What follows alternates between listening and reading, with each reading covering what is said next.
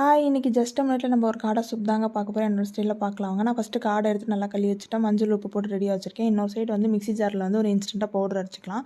பழைய பவுடர் இருந்தால் யூஸ் பண்ண வேணாம். ஸோ பேபிஸ்க்குன்றனால டக்குன்னு அரைச்சிடலாம். ஒரு ஸ்பூன் சீரகம், ஒரு ஸ்பூன் சோம்பு. உங்கள் பேபி எவ்வளோ காரம் சாப்பிடுவாங்களோ அந்தளவுக்கு மிளகு போட்டுக்கோங்க. நான் 4 மிளகு போட்டிருக்கேன். நான் அரைக்கை தனியாக போட்டிருக்கேன். ஸோ இது பவுடராக அரைக்கணும். அதனால் வந்து தண்ணி விட வேணாம். இதுக்கப்புறம் வந்து சின்ன வெங்காயம் இருந்தால் சின்ன வெங்காயம் போட்டுக்கோங்க. சின்ன வெங்காயம் இல்லாதனால வந்து நான் இன்றைக்கி பெரிய வெங்காயம் போட்டிருக்கேன். அண்ட் ஒரு தக்காளியும் ஆட் பண்ணிக்கோங்க. இதுவும் தண்ணி விடாமல் அரைச்சிக்கோங்க. ஏன்னா தக்காளி இருக்கனால நமக்கு அதுவே தண்ணி கொடுக்கும். இப்போ நம்ம வந்து குக்கரில் சூப்புக்கான விஷயம்லாம் ரெடி பண்ணிக்கலாம். ஸோ வந்து குக்கராக இருக்கும்போது நமக்கு நல்லா வந்து கறியிலேருந்து சாரும் தண்ணியாக சூப்பில். ஸோ ஃபஸ்ட்டு நான் வந்து நல்லெண்ணெயும் தேங்காய் எண்ணெயும் எடுத்திருக்கேன். அதுக்கப்புறம் வந்து கொஞ்சம் சீரகம் போட்டிருக்கேன். சீரகம் கொஞ்சம் வெடிச்சதுக்கப்புறம் பெரிய வெங்காயம் வந்து நான் கொஞ்சம் போட்டிருக்கேன். நீங்கள் நல்லா கிளறி விட்டுக்கோங்க. இதுக்கப்புறம் இஞ்சி பூண்டு ஆட் பண்ணிக்கோங்க. இஞ்சி பூண்டு போடணுமான்னு உங்களுக்கு டவுட்ஸ் இருக்கும் பேபிக்கு. ஸோ நீங்கள் அப்படி போடலைனாலும் கண்டிப்பாக பூண்டு போடுங்க. அப்போ தான் செரிமானத்துக்கு ரொம்ப ஹெல்ப்ஃபுல்லாக இருக்கும். நல்லா கிளறி விட்டுக்கோங்க. இதுக்கப்புறம் நம்ம மஞ்சள் உப்பு போட்டு கழுவி வச்சுருந்தோம் இல்லையா ஒரு காடை, அதை வந்து எடுத்து இப்போ நம்ம குக்கரில் போட்டுக்கலாம்.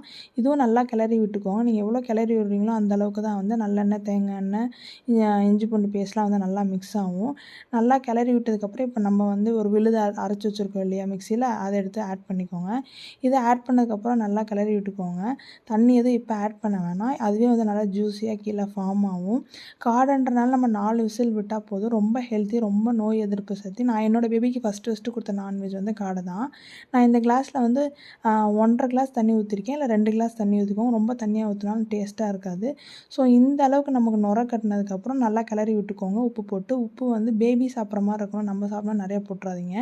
நல்லா கொதிச்சதுக்கப்புறம் நம்ம வந்து கொத்தமல்லி போட்டுட்டு குக்கரை மூடிடலாம். நான் 4 விசில் விட்ருக்கேன். மேக்ஸிமம் 4 இல்லை 3 விடுங்க. அதுக்கு மேலே வேணாம். ஏன்னா கறி ரொம்ப பீஸாக போயிடும். இப்போ நான் வந்து விசில் போட்டுட்டு கொஞ்ச நேரம் வெயிட் பண்ணுங்கள். 4 விசில் வந்ததுக்கப்புறம் நம்ம ஸ்டவ்வை ஆஃப் பண்ணிடலாம். நம்ம ஜஸ்ட் a மினிட் சேனலை சப்ஸ்கிரைப் பண்ணலாம், கண்டிப்பாக சப்ஸ்கிரைப் பண்ணுங்கள். மட்டன் சூப் கூட நான் கீழே போட்டிருக்கேன். அதையும் செக் பண்ணி பாருங்கள். அதுக்கப்புறம் வந்து இப்போ நம்ம விசில் ஃபுல்லாக அடங்கிடுச்சு. இப்போ நம்ம எடுத்து பார்ப்போம். பாருங்கள் எவ்வளோ சூப்பராக வந்திருக்குன்னு சொல்லிட்டு.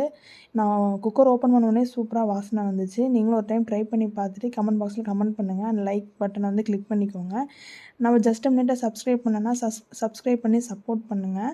ஸோ பேபிஸ்க்கான நிறைய வீடியோஸ் அடுத்தடுத்து வந்துக்கிட்டே இருக்குது. சத்துமா வீடியோ கூட போட்டிருக்கேன். கீழே டிஸ்கிரிப்ஷன் லிங்க் தரேன், செக் பண்ணி பார்த்துக்கோங்க. ஸோ நல்லா வடிகட்டி பேபிஸ்க்கு கொடுங்க. ஃபீடிங் பாட்டிலில் ஊற்றி. அப்போ தான் எலும்பு ஏதாவது இருந்தால் அவங்களுக்கு குடித்தாலும் வயிறு வலி பிரச்சனை வராது. பாருங்கள் கறி எவ்வளோ சாஃப்டாக வந்திருக்குன்னு சொல்லிட்டு. ஸோ நம்ம வடிகட்டின சூப்பு வந்து நான் இன்றைக்கி என்னோடய பேபிக்கு வந்து தண்ணி மாதிரி அவங்க குடிச்சுப்பாங்க. ஸோ நான் ஃபீடிங் பாட்டிலில் ஊற்றி தான் கொடுக்குறேன். நீங்களும் இதை ட்ரை பண்ணி பார்த்துட்டு கண்டிப்பாக சொல்லுங்கள். காடை சூப் வந்து ரொம்ப நோய் எதிர்ப்பு சக்திக்கு வந்து ரொம்ப ஹெல்ப்ஃபுல்லாக இருக்கும். நீங்களும் ட்ரை பண்ணி பார்த்துட்டு கமெண்ட் பாக்ஸில் கமெண்ட் பண்ணுங்கள். ஜஸ்ட் a மினிட் சப்போர்ட் பண்ணிவிட்டு லைக் பட்டனை கிளிக் பண்ணிக்கோங்க. தேங்க்ஸ்.